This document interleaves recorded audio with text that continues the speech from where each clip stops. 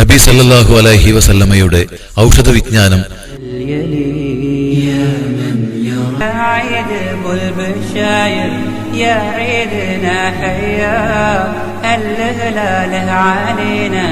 سبحان من سوى لف بالخير وعوض عيد الهنا محلى ربي يعطينا خير العالي في سماء العالي في سماء يا عيد ابو البشاير يا عيدنا حيا هلل علينا سبحان من سوى لف بالخير ويرى مناط عروقها في نحرها والمخ من تلك. ആധുനിക വൈദ്യശാസ്ത്രം നൂറ്റാണ്ടുകളായി കൂട്ടിവെച്ച അറിവും അനുഭവങ്ങളും പിന്നെ സാങ്കേതികതയും കൂടി ഒന്നിച്ചു ചേർന്ന് മനുഷ്യനെ സേവിക്കുന്ന ഒരു ശാസ്ത്രശാഖ. ഒരുപാട് ഫണ്ട് മുടക്കി ഗവേഷണ കേന്ദ്രങ്ങളിൽ ഇനിയും ഒരുപാട് ചികിത്സാരീതികൾ വികസിപ്പിച്ചുകൊണ്ടുവരികയും പുതിയ പുതിയ കാര്യങ്ങൾ പഠിക്കുകയും ചെയ്തുകൊണ്ടിരിക്കുന്നു ഓരോ ദിവസവും.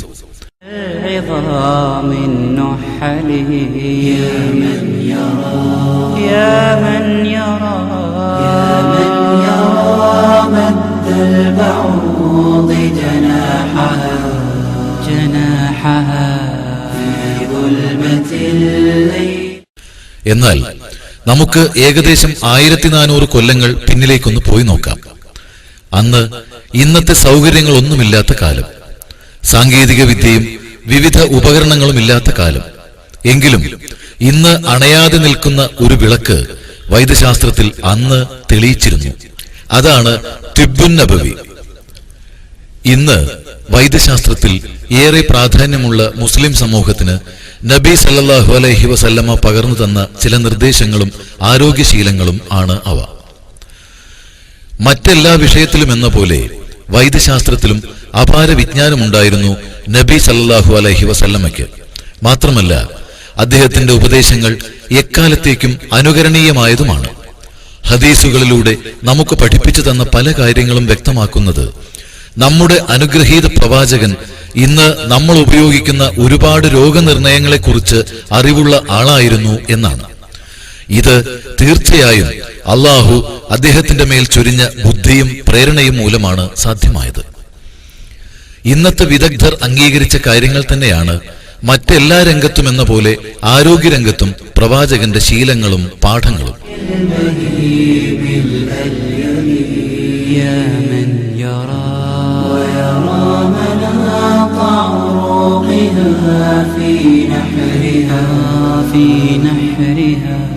والمخ من تلك العظام النحلي ويرى خريف. ആരോഗ്യത്തിന് പ്രവാചകൻ നൽകിയ പ്രാധാന്യം.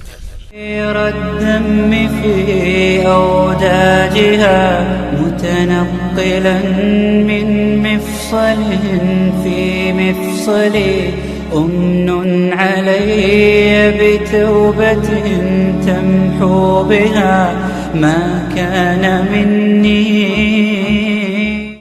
നമ്മുടെ ശരീരത്തിലെ ബില്യൺ കണക്കിന് കോശങ്ങളും നിർത്താതെ ജോലി ചെയ്ത് ആരോഗ്യപ്രദമായ ഒരു ജീവിതം നമുക്ക് ലഭിക്കുന്നതിന് അള്ളാഹുവിന്റെ കുറ്റമറ്റ പദ്ധതികൾക്ക് നാം നന്ദി പറയണം.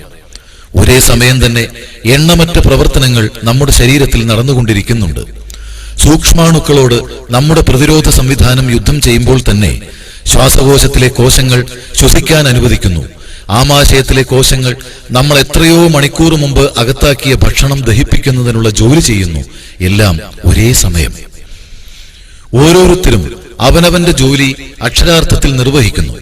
അതുകൊണ്ട് തന്നെ നമ്മുടെ സുഖജീവിതത്തിന് യാതൊരു ഭംഗവും വരുന്നില്ല. ഈ പ്രവർത്തനങ്ങളിൽ സംഭവിക്കുന്ന വളരെ ചെറിയ ഒരു വീഴ്ച മതി എത്രമാത്രം വലിയ അനുഗ്രഹങ്ങളാണ് നമ്മൾ അനുഭവിച്ചുകൊണ്ടിരിക്കുന്നതെന്ന് മനസ്സിലാക്കാൻ. അള്ളാഹുവിന്റെ കാരുണ്യം കൊണ്ട് ലഭിച്ച ഏറ്റവും വലിയ അനുഗ്രഹം തന്നെയാണ് ആരോഗ്യം. വിശ്വാസത്തോടൊപ്പം ആരോഗ്യവും കൂടുമ്പോൾ നമ്മൾ എത്ര വലിയ അനുഗ്രഹത്തിനാണ് പാത്രീഭവിച്ചിരിക്കുന്നതെന്നും അള്ളാഹുവിനോട് എത്രമാത്രം നന്ദിയുള്ളവനാവാൻ ഇത് കാരണമായിരിക്കുന്നുവെന്നും ഒരാൾക്ക് മനസ്സിലാകുമെന്നതിൽ യാതൊരു സംശയവുമില്ല. പ്രവാചകൻ പറയുന്നുണ്ട്, ആരോഗ്യവാനായിരിക്കുക എന്നതായിരിക്കും സ്വർഗത്തിലെ ഒരു അനുഗ്രഹം എന്ന്. في الزمان الأول يا من يرى يا من മുഅദ് ബിൻ അബ്ദുള്ള അദ്ദേഹത്തിന്റെ പിതാവിൽ നിന്നും അമ്മാവനിൽ നിന്നും പ്രവാചകൻ പറഞ്ഞു, സമ്പത്ത് ഉന്മേഷദായകമാണ്, അത് ഒരു അപകടവും പരത്തുന്നില്ല ദൈവീകത്വം അതിന്റെ കൂടെയുണ്ടെങ്കിൽ.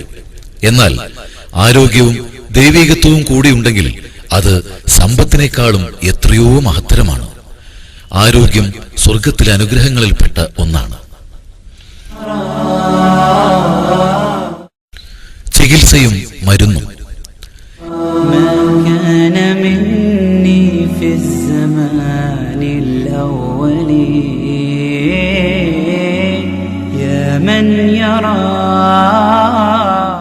ഈ ലോകത്ത് നമുക്ക് ബാധിക്കുന്ന രോഗങ്ങളൊക്കെയും അള്ളാഹുവിന്റെ പരീക്ഷണങ്ങളാണ്. എന്നാലും നമ്മുടെ രക്ഷിതാവ് ഏറ്റവും ദയയുള്ളവൻ ഈ രോഗങ്ങൾക്കൊക്കെയും മരുന്നും ചികിത്സയും ശമനവും നൽകിയതുവഴി ഈ പരീക്ഷണങ്ങളെ നമുക്ക് എളുപ്പം നേരിടാനാവുന്നു. ഒരുപാട് രോഗങ്ങൾ പുതിയ തരം മരുന്നുകൾ കൊണ്ടും തെറാപ്പികൾ കൊണ്ടും ഭേദമാവുന്നു. പ്രവാചകനും പറഞ്ഞിട്ടുള്ളത് രോഗം ചികിത്സയുടെ കൂടെയാണ് തന്നിട്ടുള്ളതെന്നും നല്ല ആരോഗ്യം നിലനിർത്താൻ ആവശ്യമായ മാർഗങ്ങൾ സ്വീകരിക്കണമെന്നും ആണ്. ഡോക്ടറുടെ അടുത്ത് പോകലും ആവശ്യമായ മരുന്ന് കഴിക്കലുമെല്ലാം അവയിൽപ്പെട്ടതാണ്.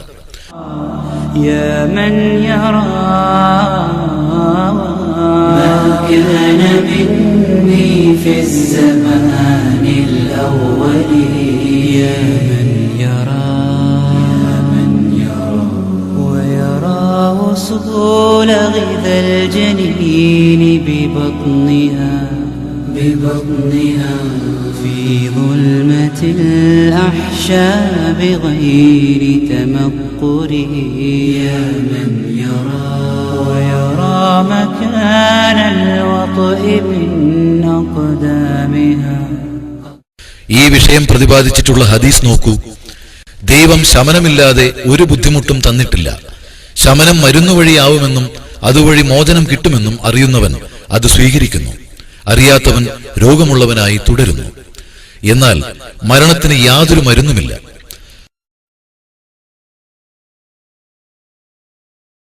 ഖലീൽ ഇബ്നു യാസർ റളിയല്ലാഹു അൻഹു പറയുന്നു, പ്രവാചകൻ ഒരു രോഗിയെ അന്വേഷിച്ചു വന്നു. എന്നിട്ട് അദ്ദേഹം വൈദ്യനെ വിളിച്ചുകൊണ്ടുവരാൻ പറഞ്ഞു. അപ്പോൾ അവർ ചോദിച്ചു, പ്രവാചകനെ, താങ്കളും വൈദ്യനെ വിളിക്കാൻ പറയുകയോ?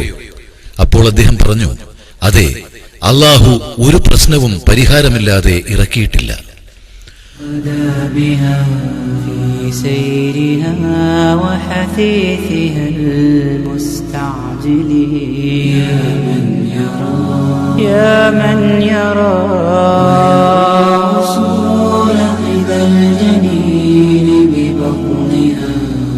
ببطنها في ظلمة الأحشاء بغير. ആരോഗ്യത്തെക്കുറിച്ച് ജാഗ്രത പാലിക്കാൻ നിർദ്ദേശിക്കുമ്പോൾ തന്നെ ഏറ്റവും നല്ല ചികിത്സകനെ തന്നെ രോഗം ബാധിക്കുമ്പോൾ സമീപിക്കാനും പറയുന്നുണ്ട് തന്റെ അനുയായികളോട്. ഈ വിഷയത്തിൽ പ്രവാചകന്റെ മാതൃകാപരമായ ശ്രദ്ധ കൊടുക്കൽ ഊന്നിപ്പറയുന്ന ഒരു സംഭവം ഇതാണ്. സയ്യിദ് ഇബ്നു അസ്ലം റളിയല്ലാഹു അൻഹു ഉദ്ധരിക്കുന്നു, ഒരാൾക്ക് മാരകമായി മുറിവേറ്റു. നബി സല്ലല്ലാഹു അലൈഹി വസല്ലം ബനു അൽമാദ് ഗോത്രവർഗക്കാരായ 2 ചികിത്സകരെ കൊണ്ടുവന്നിട്ട്, നിങ്ങളിൽ ആരാണ് ഏറ്റവും മിടുക്കൻ? അവർ പറഞ്ഞു, അയാളാണ്. എന്നിട്ട് അവർ ചോദിച്ചു, പ്രവാചകനെ, മരുന്ന് ശുഭപ്രതീക്ഷയുള്ളതും പ്രയോജനകരവുമാണോ? പ്രവാചകൻ മറുപടി പറഞ്ഞു, അല്ലാഹു ബുദ്ധിമുട്ടുകൾ തരുന്നു, പക്ഷേ അതിന് ചികിത്സയും കൂടെ തരുന്നു. ഒരു വിശ്വാസിക്ക് രോഗം പിടിപെട്ടാൽ അയാൾ സുഖം പ്രാപിക്കാൻ വേണ്ടി അല്ലാഹുവിനോട് പ്രാർത്ഥിക്കുന്നു. അതിന്റെ ഭാഗമായി തന്നെ അയാൾ ഡോക്ടറുടെ അടുക്കൽ പോകുന്നു, മരുന്ന് കഴിക്കാൻ ആരംഭിക്കുന്നു. പക്ഷേ യഥാർത്ഥ ശമനം അല്ലാഹുവിൽ നിന്നാണെന്ന് ഒരിക്കലും മറക്കുന്നില്ല. ഇത് അല്ലാഹു ഖുർആനിൽ തന്നെ വെളിപ്പെടുത്തുന്നു. الذي خلقني فهو يهدين والذي هو يطعمني ويسقين وإذا مرضت فهو يشفين والذي يميتني ثم يحيين. അതായത് എന്നെ സൃഷ്ടിച്ച് എനിക്ക് മാർഗദർശനം നൽകിക്കൊണ്ടിരിക്കുന്നവൻ, എനിക്ക് ആഹാരം തരികയും കുടിനീർ തരികയും ചെയ്യുന്നവൻ, എനിക്ക് രോഗം ബാധിച്ചാൽ അവനാണ് എന്നെ സുഖപ്പെടുത്തുന്നത്, എന്നെ മരിപ്പിക്കുകയും പിന്നീട് ജീവിപ്പിക്കുകയും ചെയ്യുന്നവൻ. വൃത്തി ആരോഗ്യത്തിന് അത്യന്താപേക്ഷിതം. ويرى ويسمع حسها هو دونها في قاع بحر مظلم متهول ആത്മീയമായ പരിശുദ്ധിയെപ്പോലെ ശാരീരികമായ വൃത്തിയും ഇസ്ലാമിന്റെ അടിസ്ഥാന സ്തംഭങ്ങളിൽപ്പെടുന്നു. ഒരു മുസ്ലിമിനെ സംബന്ധിച്ച് വൃത്തിയുടെ കാര്യത്തിൽ വളരെ കണിശവും അല്പം പോലും കുറ്റം ക്ഷമിക്കാൻ കഴിയാത്തതുമായ ഒരു മനോഭാവമാണ്. അതുതന്നെയാണ് അള്ളാഹു നിർബന്ധമാക്കിയ ചുമതലയായി ആചരിക്കേണ്ടതും. വിശ്വാസികൾ ശരീരം വൃത്തിയായി സൂക്ഷിക്കുന്നു. അവരുടെ വസ്ത്രവും അവർ വസിക്കുന്ന ഇടവും അവരുടെ ശരീരവും എല്ലാം ശുദ്ധമായിരിക്കും. സ്വർഗത്തിലെ പോലെ തന്റെ ചുറ്റുപാടും അപങ്കിലമായതായിരിക്കാൻ ഒരു വിശ്വാസി എപ്പോഴും ശ്രദ്ധിക്കണമെന്നും ഖുർആൻ പറയുന്നു. അള്ളാഹു ഇബ്രാഹിം നബിയോട് കഅബ ശുദ്ധിയാക്കാൻ തന്റെ മകൻ ഇസ്മായിലിനോടൊപ്പം മുസ്ലിങ്ങൾക്ക് ആരാധിക്കുവാനായി തയ്യാറാക്കി കൊടുക്കാൻ വേണ്ടി വൃത്തിയാക്കാൻ പറഞ്ഞു. വൃത്തിയുടെ പ്രാധാന്യത്തെക്കുറിച്ച് وَإِذْ جَعَلْنَا الْبَيْتَ مَثَابَةً لِلنَّاسِ وَأَمْنًا وَاتَّخِذُوا مِن مَّقَامِ إِبْرَاهِيمَ مُصَلًّى وَعَهِدْنَا إِلَى إِبْرَاهِيمَ وَإِسْمَاعِيلَ أَن طَهِّرَا بَيْتِيَ لِلطَّائِفِينَ وَالْعَاكِفِينَ وَالرُّكَّعِ السُّجُودِ. ആ ഭവനത്തെ അഥവാ കഅബയെ ജനങ്ങൾ സമ്മേളിക്കുന്ന സ്ഥലവും ഒരു സുരക്ഷിത കേന്ദ്രവുമായി നാം നിശ്ചയിച്ചതും ഓർക്കുക. ഇബ്രാഹിം നിന്ന് പ്രാർത്ഥിച്ച സ്ഥാനത്തെ നിങ്ങളും നമസ്കാരവേദിയായി സ്വീകരിക്കുക. ഇബ്രാഹിമിനും ഇസ്മായിലിനും നാം കൽപ്പന നൽകിയത് തവാഫ് അഥവാ പ്രദക്ഷിണം ചെയ്യുന്നവർക്കും ഇഅ്തികാഫ് അഥവാ ഭജനമിരിക്കുന്നവർക്കും തലകുനിച്ചും സാഷ്ടാംഗം ചെയ്തും നമസ്കരിക്കുന്നവർക്കും വേണ്ടി എന്റെ ഭവനത്തെ നിങ്ങൾ ഇരുവരും ശുദ്ധമാക്കി വെക്കുക എന്നായിരുന്നു. വൃത്തിയെക്കുറിച്ച് ഖുർആനിൽ പ്രതിപാദിക്കാനുള്ള മറ്റൊരു കാരണം മനുഷ്യന്റെ ആരോഗ്യത്തിൽ വൃത്തിക്കുള്ള പ്രാധാന്യം തന്നെ ആയിരിക്കണം. നമുക്കറിയാം, കഴുകിക്കളയലാണ് മനുഷ്യ ശരീരത്തിൽ നിന്നും മറ്റു വസ്തുക്കളെ നീക്കം ചെയ്യാനുള്ള ഏറ്റവും എളുപ്പവഴി. ശാരീരിക വൃത്തിയാക്കലും കൂടാതെ മാനസികമായ സ്ട്രെസ്സും ടെൻഷനും ഒഴിവാക്കാനും അത് സഹായിക്കുന്നു.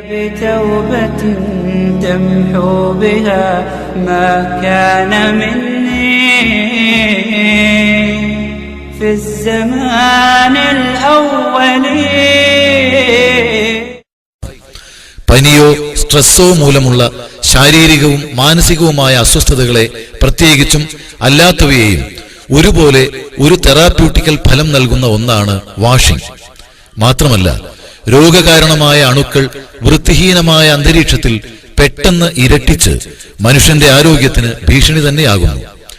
വൃത്തിയെക്കുറിച്ച് പറയുമ്പോൾ പ്രവാചകൻ ഊന്നൽ കൊടുത്ത മറ്റൊരു കാര്യം ഭക്ഷണം കഴിക്കുന്നതിന് മുമ്പും ശേഷവും കൈകൾ കഴുകി വൃത്തിയാക്കുക എന്നതാണ്. ഹദീസ് നോക്കൂ. സൽമാൻ റളിയല്ലാഹു അൻഹു പറയുന്നു, ഞാൻ തൗറാത്തിൽ വായിച്ചു കഴിഞ്ഞതിന് ശേഷം കൈ കഴുകുക എന്നതാണ് ഏറ്റവും അനുഗ്രഹീതം. അപ്പോൾ പ്രവാചകൻ പറഞ്ഞു, കഴിച്ചതിന് മുമ്പും ശേഷവും കൈ കഴുകുന്നതാണ് ഏറ്റവും അനുഗ്രഹീതം.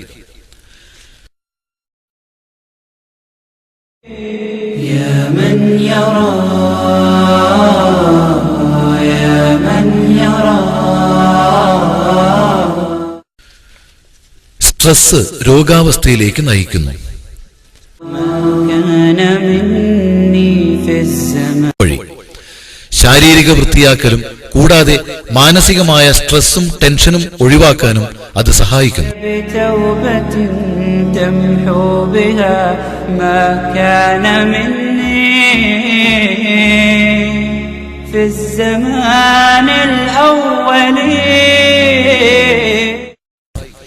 പനിയോ സ്ട്രെസ്സോ മൂലമുള്ള ശാരീരികവും മാനസികവുമായ അസ്വസ്ഥതകളെ പ്രത്യേകിച്ചും അല്ലാത്തവയെയും ഒരുപോലെ ഒരു തെറാപ്യൂട്ടിക്കൽ ഫലം നൽകുന്ന ഒന്നാണ് വാഷിംഗ്. മാത്രമല്ല, രോഗകാരണമായ അണുക്കൾ വൃത്തിഹീനമായ അന്തരീക്ഷത്തിൽ പെട്ടെന്ന് ഇരട്ടിച്ച് മനുഷ്യന്റെ ആരോഗ്യത്തിന് ഭീഷണി തന്നെയാകുന്നു. വൃത്തിയെക്കുറിച്ച് പറയുമ്പോൾ പ്രവാചകൻ ഊന്നൽ കൊടുത്ത മറ്റൊരു കാര്യം ഭക്ഷണം കഴിക്കുന്നതിന് മുമ്പും ശേഷവും കൈകൾ കഴുകി വൃത്തിയാക്കുക എന്നതാണ്. ഹദീസ് നോക്കൂ. സൽമാൻ റളിയല്ലാഹു അൻഹു പറയുന്നു, ഞാൻ തൗറാത്തിൽ വായിച്ചു കഴിഞ്ഞതിന് ശേഷം കൈ കഴുകുക എന്നതാണ് ഏറ്റവും അനുഗ്രഹീതം. അപ്പോൾ പ്രവാചകൻ പറഞ്ഞു, കഴിച്ചതിന് മുമ്പും ശേഷവും കൈ കഴുകുന്നതാണ് ഏറ്റവും അനുഗ്രഹീതം.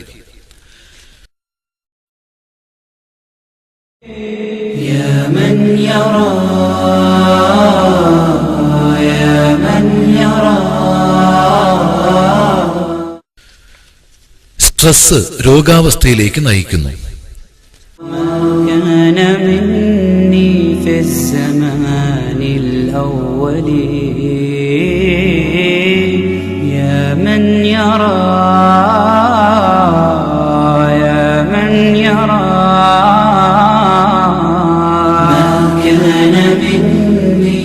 വിഷാദം ഈ കാലത്തിന്റെ രോഗം.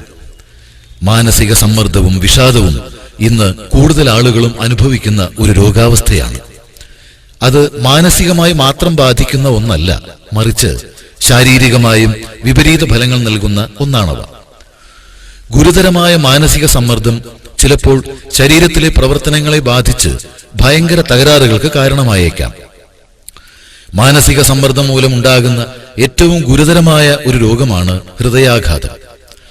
പഠനങ്ങൾ കാണിക്കുന്നത് അക്രമ സ്വഭാവമുള്ളവരോ മത്സരബുദ്ധിയുള്ളവരോ പക നിറഞ്ഞ മനസ്സുള്ളവരോ അക്ഷമ പ്രകടിപ്പിക്കുന്നവരോ അമിത ശ്രദ്ധാലുക്കളോ അമിത ഭീതിയുള്ളവരോ ആയ ആളുകളിൽ അത്തരം സ്വഭാവക്കാരല്ലാത്തവരെക്കാൾ ഹൃദയസ്തംഭനത്തിലുള്ള സാധ്യത കൂടുതലാണ് എന്നാണ്.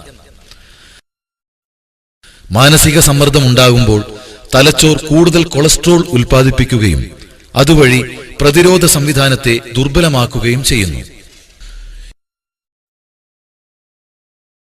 മാനസിക സമ്മർദ്ദമോ പീഡകളോ ഇല്ലാത്തപ്പോൾ നമ്മുടെ ലിംഫോസൈറ്റുകൾ കൂടുതൽ നന്നായി പൊരുതുകയും അണുബാധയെയും സന്ധി സംബന്ധമായ രോഗങ്ങളെയും എന്തിന് ക്യാൻസറിനെ പോലും തുരത്തിയോടിക്കുകയും ചെയ്യുന്നു. ഇതിന് അള്ളാഹുവിനോടുള്ള പ്രാർത്ഥനയും സമർപ്പണവും അത്യാവശ്യമാണ്. നിരന്തരം അള്ളാഹുവിനോട് പ്രാർത്ഥിക്കുകയും എല്ലാം വരുന്നത് അള്ളാഹുവിൽ നിന്നാണെന്ന ശരിയായ ബോധ്യമുള്ളവനാവുകയും അള്ളാഹുവിൽ ഭരമേൽപ്പിക്കുകയും ചെയ്യുന്ന ഒരു വിശ്വാസി ഇത്തരം പ്രയാസങ്ങളിൽ നിന്നെല്ലാം പെട്ടെന്ന് മുക്തനാകുന്നു. ഇങ്ങനെ നമ്മെ രക്ഷപ്പെടുത്താനുള്ള അള്ളാഹുവിന്റെ കഴിവിനെപ്പറ്റിയും അള്ളാഹു നമ്മുടെ പ്രാർത്ഥനയ്ക്ക് ഉത്തരം നൽകുന്നതിനെപ്പറ്റിയും ഇങ്ങനെ ഖുർആനിൽ പറയുന്നുണ്ട്. أَمَّنْ يُجِيبُ الْمُضْطَرَّ إِذَا دَعَاهُ وَيَكْشِفُ السُّوءَ وَيَجْعَلُكُمْ خُلَفَاءَ الْأَرْضِ أَإِلَٰهٌ مَّعَ اللَّهِ قَلِيلًا مَّا تَذَكَّرُونَ. അഥവാ കഷ്ടപ്പെട്ടവൻ വിളിച്ചു പ്രാർത്ഥിച്ചാൽ അവന് ഉത്തരം നൽകുകയും വിഷമം നീക്കിക്കൊടുക്കുകയും നിങ്ങളെ ഭൂമിയിൽ പ്രതിനിധികളാക്കുകയും ചെയ്യുന്നവനാണോ? അതല്ല അവരുടെ ദൈവങ്ങളോ? അള്ളാഹുവോടൊപ്പം വേറെ വല്ല ദൈവവുമുണ്ടോ? കുറച്ചു മാത്രമേ നിങ്ങൾ ആലോചിച്ചു മനസ്സിലാക്കുന്നുള്ളൂ. പ്രവാചകൻ പറയുന്നു, മാനസിക സമ്മർദ്ദം രോഗത്തിന് കാരണമാവുമെന്ന്.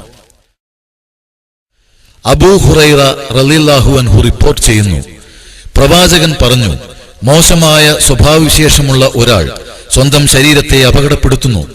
ഒരുപാട് ദുഃഖങ്ങളുള്ള ആൾ രോഗമുള്ളവനായി മാറുന്നു. ഇബ്നു മസൂദ് റളിയല്ലാഹു അൻഹു റിപ്പോർട്ട് ചെയ്യുന്നു, പ്രവാചകൻ പറഞ്ഞു, വ്യത്യസ്തങ്ങളായ വിഷമങ്ങൾ വ്യത്യസ്തങ്ങളായ രോഗങ്ങൾ ഉണ്ടാക്കും. ഇബ്നു താലിബ് റിപ്പോർട്ട് ചെയ്യുന്നു, പ്രവാചകൻ പറഞ്ഞു, അള്ളാഹു സൃഷ്ടിച്ചതിൽ വെച്ച് ഏറ്റവും മോശവും നിഷ്ഠൂരവുമായത് മനക്ലേശമാണ്. പകർച്ചവ്യാധികൾ തടയുന്നതിനുള്ള ക്വാറന്റൈൻ.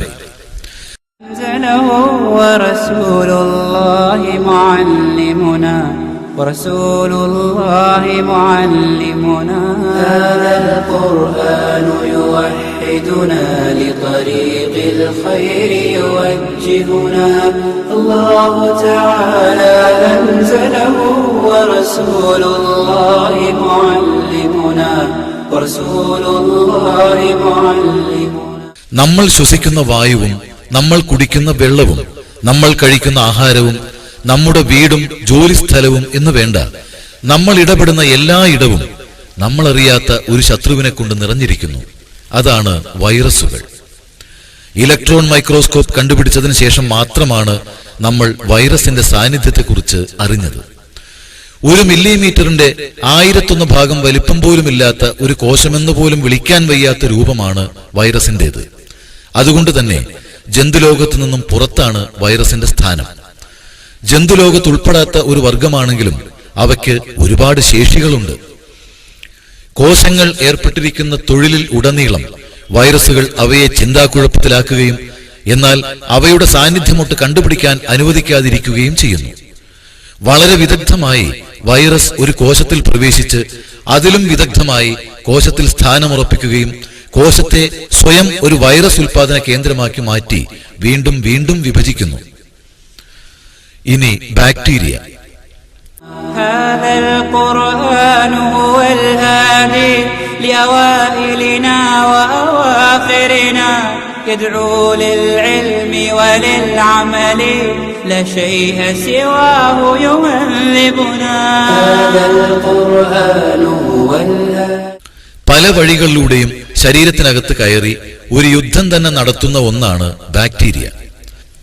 വളരെ മാരകമായ അസുഖങ്ങൾക്ക് വരെ കാരണമാകുന്ന ഇത്തരം യുദ്ധങ്ങൾ വളരെ കുറച്ച് മൈക്രോണുകൾ മാത്രം വലിപ്പമുള്ള ഈ ജീവികളുടെ ശക്തിയും കഴിവുമാണ് കാണിക്കുന്നത്.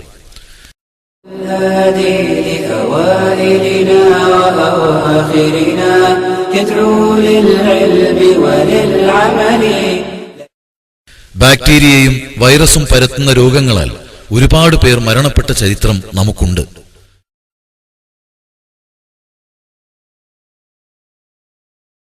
ഉദാഹരണത്തിന് 1918 പകർച്ചപ്പനിയിൽ ഏകദേശം 20 മില്യൺ ആളുകളാണ് മരണമടഞ്ഞത്. അതായത് 1-ാം ലോകമഹായുദ്ധത്തിൽ മരിച്ചവരുടെ എണ്ണത്തെക്കാൾ അധികം. ജനങ്ങൾ രോഗം പകരാതിരിക്കാൻ മാസ്കുകൾ ധരിച്ചിരുന്നുവെങ്കിൽ രോഗികളുടെ അടുത്ത് തന്നെ താമസിച്ചതുകൊണ്ട് വീണ്ടും പടരൽ തുടർന്നു. പകർച്ചവ്യാധി കൊണ്ട് കൂട്ടായ മരണം നടന്നതിന് ചരിത്രം ഒരുപാട് തവണ സാക്ഷ്യം വഹിച്ചിട്ടുണ്ട്.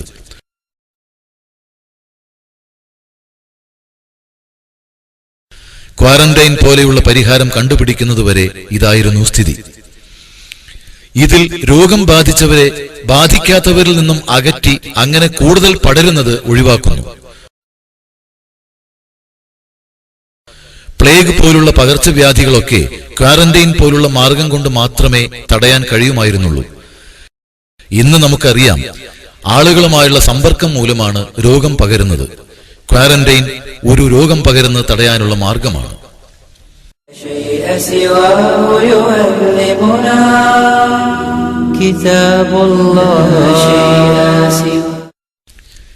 എങ്ങനെയാണ് പടരുന്നതെന്ന് ഇതുവരെ കണ്ടുപിടിച്ചിട്ടില്ലാത്ത വൈറസ് പോലുള്ളവ പരത്തുന്ന രോഗങ്ങൾ തടയാൻ പ്രത്യേകതരം ക്വാറന്റൈൻ രീതികൾ കണ്ടുപിടിച്ചിട്ടുണ്ട്.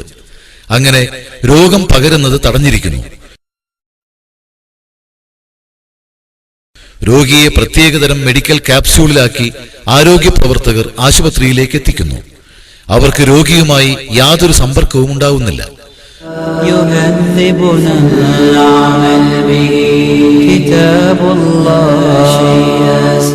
പ്രത്യേകതരം കയ്യുറകളാണ് ഇതിനുപയോഗിക്കുന്നത്.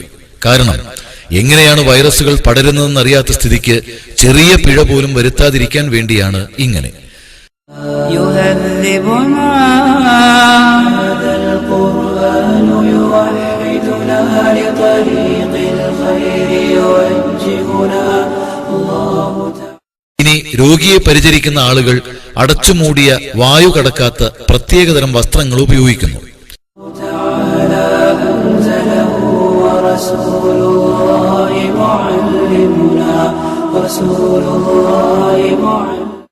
ഇത്തരം സുരക്ഷാ മുൻകരുതലുകളെല്ലാം ചെയ്തതിനു ശേഷം അവർ പരിശോധിക്കാൻ വേണ്ടി രോഗിയുടെ അടുത്ത് ചെല്ലുന്നു.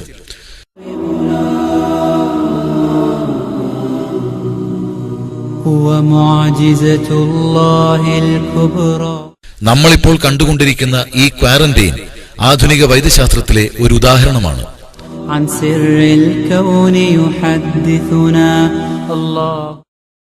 നമ്മുടെ പ്രവാചകനും അന്ന് 6-ാം നൂറ്റാണ്ടിൽ പകർച്ചവ്യാധികൾ തടയാൻ ക്വാറന്റൈൻ പോലുള്ള മാർഗങ്ങളെ പ്രേരിപ്പിച്ചിരുന്നു.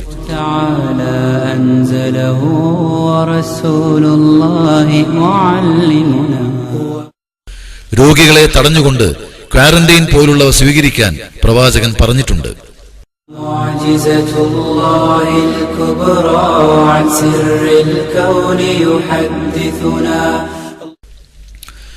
ഉസാമ ഇബ്നു സൈദ് റളിയല്ലാഹു അൻഹു റിപ്പോർട്ട് ചെയ്യുന്നു, പ്രവാചകൻ പ്ലേഗിനെ കുറിച്ച് പറഞ്ഞു, അത് മുമ്പ് ജീവിച്ച സമൂഹങ്ങളിൽ നിന്ന് ഒരു സമൂഹത്തെ ബാധിച്ച യാതനയായിരുന്നു. ഇപ്പോഴത്തെ പ്ലേഗ് അതിന്റെ തുടർച്ചയാണ്. അങ്ങനെ എന്തെങ്കിലും കേട്ടാൽ നിങ്ങൾ അവിടെ പോവരുത്. നിങ്ങൾ ഉള്ളിടത്ത് അതുണ്ടായാൽ അവിടെ നിന്ന് ഓടി രക്ഷപ്പെടുകയോ അവിടം ഉപേക്ഷിക്കുകയോ ചെയ്യരുത്.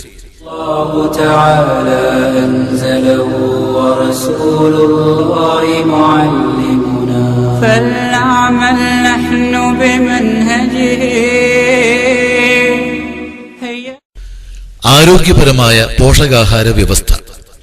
പൊണ്ണത്തടി അല്ലെങ്കിൽ അമിതഭാരം.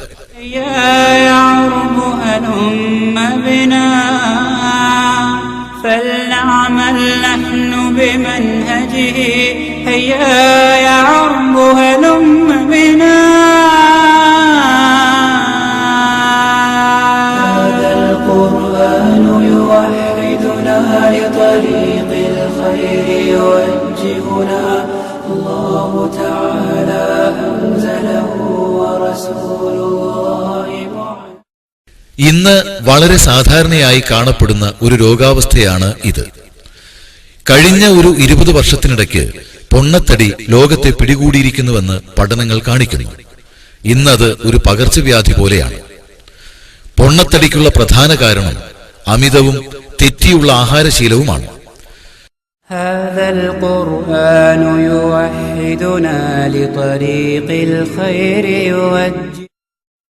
പൊണ്ണത്തടി ഹൃദയത്തെയും ധമനികളെയും ശ്വസന വ്യവസ്ഥയെയും ഹോർമോൺ വ്യവസ്ഥയെയും ദഹന വ്യവസ്ഥയെയും എല്ലാം ബാധിക്കുന്ന ഒരു രോഗമാണ്. മാത്രമല്ല മറ്റൊരുപാട് രോഗങ്ങൾക്കും അത് കാരണമാവുന്നു.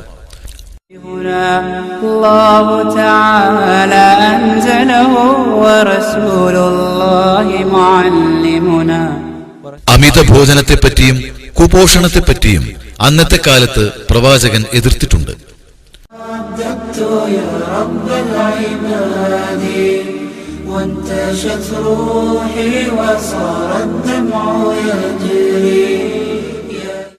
ഒരാൾ തന്റെ ആമാശയം നിറയ്ക്കുന്നതിനേക്കാൾ അപകടകരമായ ഒന്നില്ല. തന്റെ പുറം നിവർന്നു നിൽക്കാൻ ആവശ്യമുള്ള ഭക്ഷണം മാത്രം കഴിച്ചാൽ മതി.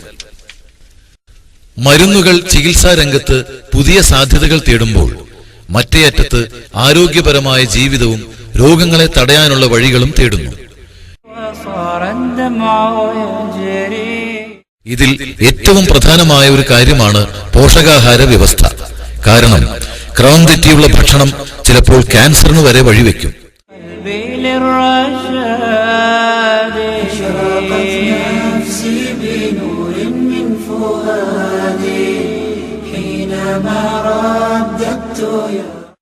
പ്രവാചകൻ അദ്ദേഹത്തിന്റെ ആരോഗ്യത്തിൽ വളരെ ശ്രദ്ധിച്ചിരുന്നു. അദ്ദേഹത്തിന്റെ ഭക്ഷണം വളരെ കരുതലോടെ തിരഞ്ഞെടുത്തിരുന്നു. മറ്റുള്ളവരോടും ആവശ്യമുള്ളവ മാത്രം കഴിക്കാൻ ശ്രദ്ധിക്കാൻ ഉപദേശിച്ചിരുന്നു.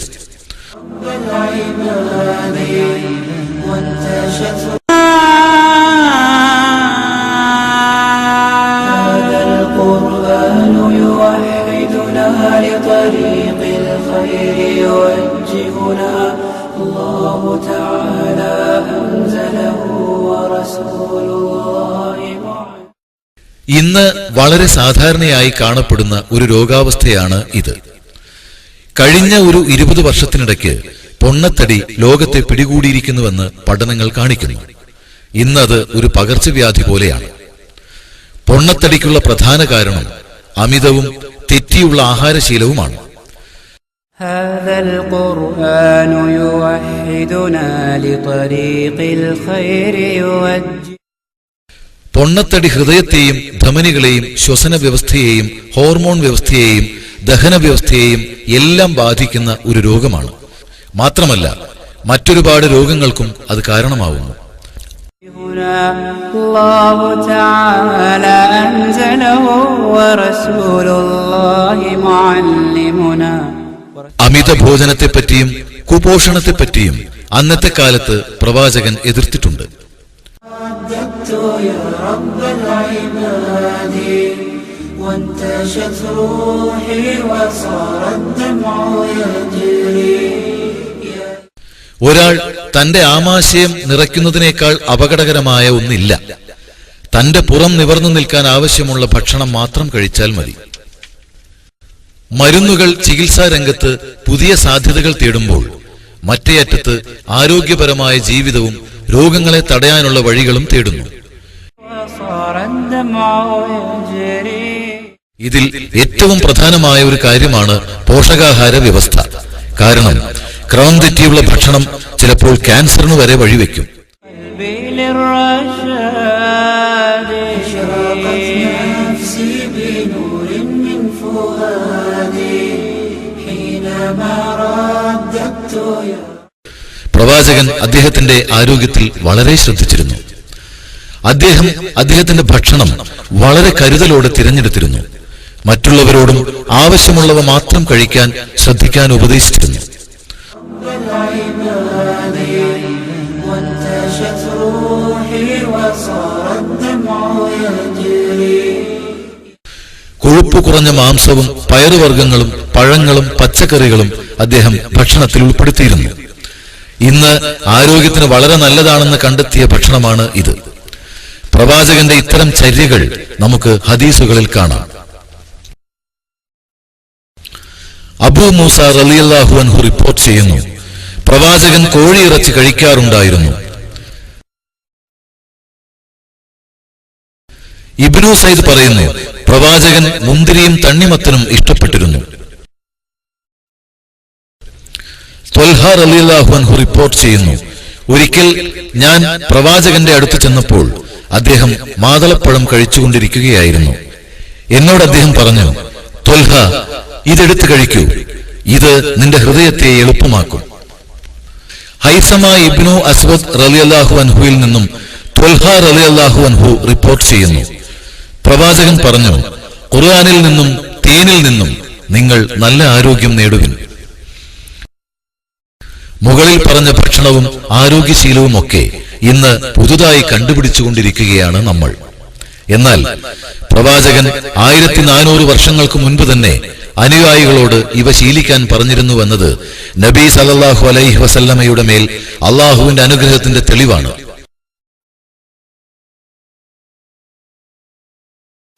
ഇനി പ്രവാചകൻ നിർദ്ദേശിച്ച ഭക്ഷണങ്ങളുടെ ഗുണഫലങ്ങൾ പരിശോധിക്കാം. തേൻ പ്രവാചകൻ വളരെ പ്രാധാന്യം കൊടുത്ത ഒരു വസ്തു. മനുഷ്യന്റെ ആരോഗ്യത്തിൽ വളരെ പ്രാധാന്യമർഹിക്കുന്ന ഒരു ഭക്ഷണ പദാർത്ഥമാണ്. ശാസ്ത്രം വളരെ പുരോഗമിച്ച രാജ്യങ്ങളിൽ തേനീച്ച വളർത്തൽ ഒരു ശാസ്ത്രശാഖയായി ഉൾക്കൊള്ളിച്ചത് അതുകൊണ്ടാണ്.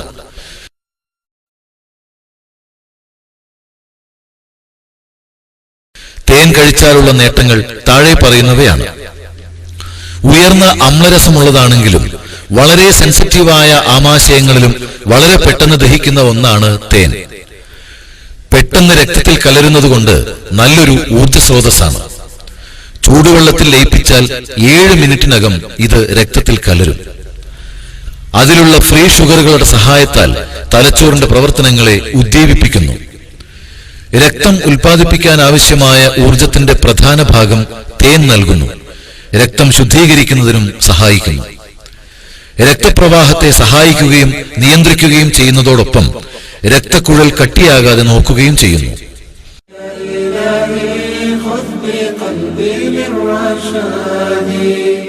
في سكون الليل أدعو في سجودي والدجى حولي سواد في سوادي يا رؤوفا يا رحيما يا حليما يا كريم. ഇനിയും ഒരുപാട് ഗുണവിശേഷങ്ങൾ ഉള്ളതിനാൽ തന്നെ തേൻ നല്ല ആരോഗ്യത്തിനുള്ള പ്രധാന സ്രോതസ്സാണ്.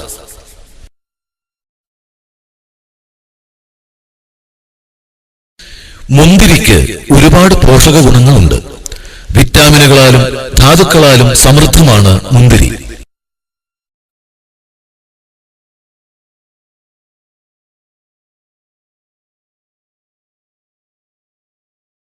ഹൃദയത്തിന്റെ മറ്റു നാഡികളുടെ പ്രവർത്തനത്തിന് മുന്തിരി വളരെയധികം സഹായകമാണ്.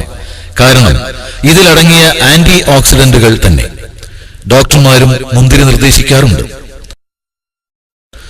ചുവന്ന മുന്തിരി, പ്രത്യേകിച്ചും അതിന്റെ കുരുക്കൾ ടാബ്ലറ്റ് രൂപത്തിലും ഇറങ്ങുന്നുണ്ട്.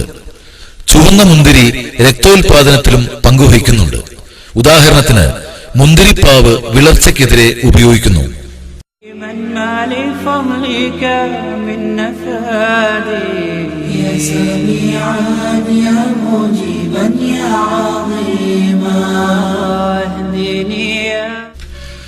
പ്രവാചകന്റെ ഹദീസുകളിൽ വളരെ ഊന്നൽ കൊടുത്ത ശരീരത്തിലെ അവയവങ്ങൾക്ക് എണ്ണമറ്റ ഉപകാരപ്രദമായ ഫലം തരുന്ന ഒന്നാണ് വെള്ളം.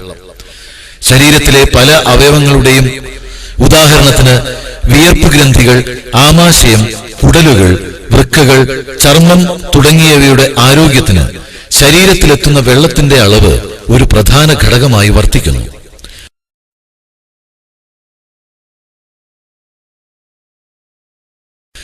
ഈ അവയവങ്ങൾക്ക് സംഭവിക്കുന്ന കേടുപാടുകൾ മാറ്റാനും വെള്ളം ഉപയോഗിച്ച് ശരീരത്തെ ബലിഷ്ഠമാക്കുന്നത് വഴി സാധ്യമാണ്.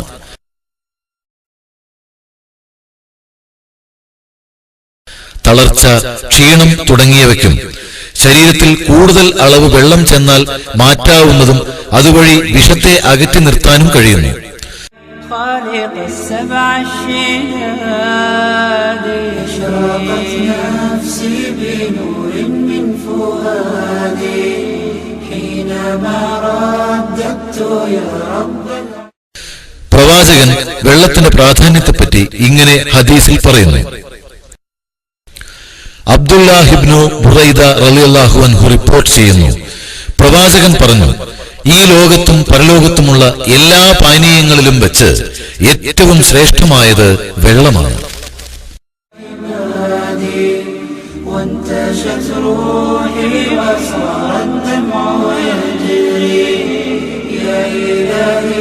പല്ലുകളുടെ ആരോഗ്യത്തിന് പ്രവാചകൻ കൊടുത്ത പ്രാധാന്യം.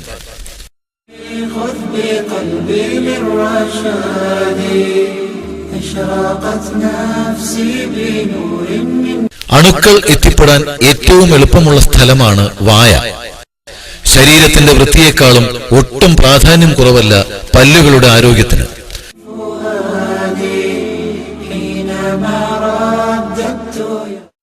പ്രവാചകൻ പല്ലുകളുടെ ആരോഗ്യത്തിന് ഒരുപാട് പ്രാധാന്യം കൊടുത്തിരുന്നു. ചരിത്രത്തിൽ ആദ്യമായി മിസ്വാക്ക് എന്ന പേരുള്ള നാരുകളുള്ള ഒരു മരക്കഷ്ണം ടൂത്ത് ബ്രഷായി ഉപയോഗിച്ചയാൾ നബി സല്ലല്ലാഹു അലൈഹി വസല്ലമയാണ്. പ്രവാചകന്റെ അനുയായികളായ സഹാബികൾ പറയുന്നത്, പ്രവാചകന്റെ പല്ലുകൾ വളരെ വൃത്തിയുള്ളതും തൂവെള്ള നിറത്തിലുള്ളതും മുത്തുപോലെ തിളങ്ങുന്ന രൂപത്തിലുള്ളവയുമായിരുന്നു എന്നാണ്. وانتشت روحي وصار الدمع يجري يا إلهي خذ بقلبي للرشاد. ഇസ്ലാമിന് മുമ്പുള്ള വൃത്തിയെക്കുറിച്ച് യാതൊരു അവബോധവുമില്ലാതിരുന്ന ജനതയ്ക്ക് ഒരു റോൾ മോഡലായിരുന്നു പ്രവാചകൻ. അദ്ദേഹം അള്ളാഹുവിൽ നിന്ന് ലഭിക്കുന്ന പ്രേരണയാൽ അവരെ നല്ല ശീലങ്ങൾ പഠിപ്പിച്ചു. للهدى والحق وفقني إلهي فعلى توفيقك اليوم. ജാബിർ റളിയല്ലാഹു അൻഹു റിപ്പോർട്ട് ചെയ്യുന്നു, പ്രവാചകൻ പറഞ്ഞു, ഖിലാൽ ചെയ്യുന്നത് പല്ലുകളെ വൃത്തിയുള്ളതും വെണ്മ നിറഞ്ഞതും അതിന്റെ റൂട്ടുകളെ ബലമുള്ളതും വായയെ നല്ല മണമുള്ളതുമാക്കുന്നു.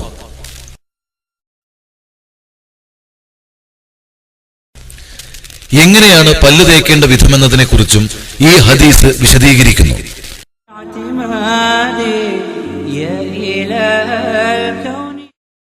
ഖിലാൽ എന്ന് പറഞ്ഞാൽ വൃത്താകൃതിയിൽ പല്ലു തേക്കുന്ന വിധം, ഒരു ചന്ദ്രക്കല പോലെ. ഈ രീതി ഇരു പാർശ്വങ്ങളിലേക്കും തേക്കുന്ന രീതിയിൽ നിന്നും വ്യത്യസ്തമാണ്. പാർശ്വങ്ങളിലേക്കുള്ള ദന്തധാവനം ഇനാമലിന് കേടുപാടുകൾ വരുത്തുകയും ദന്തക്ഷയത്തിന് കാരണമാവുകയും ചെയ്യുന്നു. വർത്തുളാകൃതിയിലുള്ള രീതിയാണ് ഇന്ന് ദന്തപരിപാലനത്തിൽ കൂടുതൽ നിർദ്ദേശിക്കപ്പെടുന്നത്.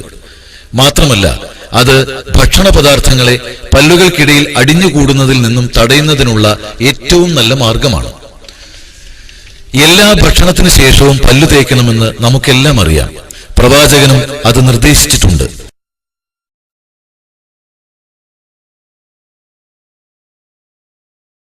മാത്രമല്ല, എല്ലാ 6 മാസത്തിലും പല്ലുകൾ പരിശോധനയ്ക്ക് വിധേയമാക്കുന്നതും നല്ലതാണ്.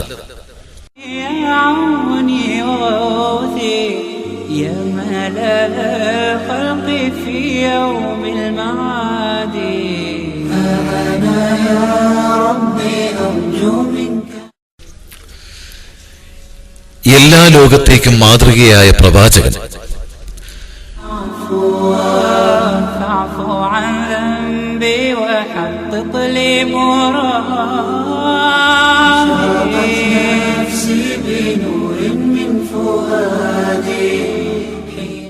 തന്റെ ജീവിതത്തിലുടനീളം എല്ലാ മേഖലയിലും അള്ളാഹുവിന്റെ അനുഗ്രഹത്താലും അവന്റെ ഖുർആനിലൂടെയുള്ള ഗുണപാഠങ്ങളിലൂടെ തന്റെ സമൂഹത്തിനാകെയും ഉത്തമ മാതൃകയായി മാറി.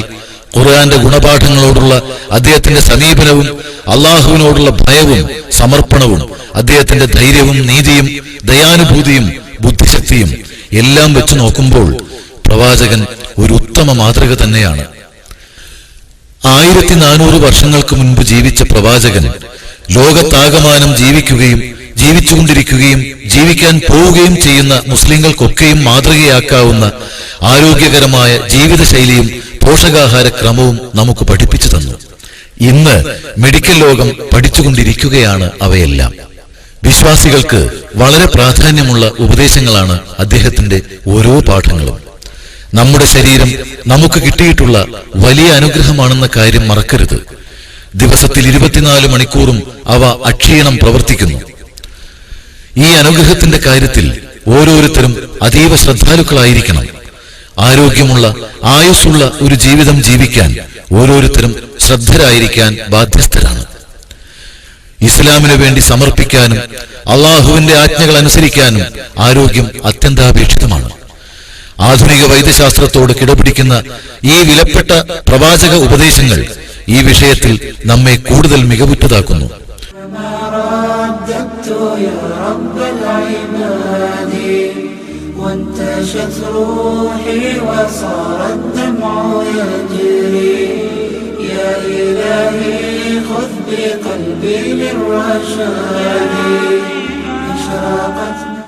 നല്ല ആരോഗ്യം നൽകിയതിന് ഓരോ നിമിഷവും നമ്മൾ അള്ളാഹുവിനെ സ്തുതിച്ചുകൊണ്ടിരിക്കുകയും ശരിയായ രീതിയിൽ അവനെ സേവിക്കുകയും വേണം. ഒരു വചനത്തിൽ അള്ളാഹു പറയുന്നു, وآتاكم من كل ما سألتموه وإن تعدوا نعمة الله لا تحصوها إن الإنسان لظلوم كفار. നിങ്ങൾ അവനോട് ആവശ്യപ്പെട്ടതിൽ നിന്നെല്ലാം നിങ്ങൾക്കവൻ നൽകിയിരിക്കുന്നു. അള്ളാഹുവിന്റെ അനുഗ്രഹം നിങ്ങൾ എണ്ണുകയാണെങ്കിൽ നിങ്ങൾക്കതിന്റെ കണക്കെടുക്കാനാവില്ല. തീർച്ചയായും മനുഷ്യൻ മഹാ അക്രമകാരിയും വളരെ നന്ദികെട്ടവനും തന്നെ.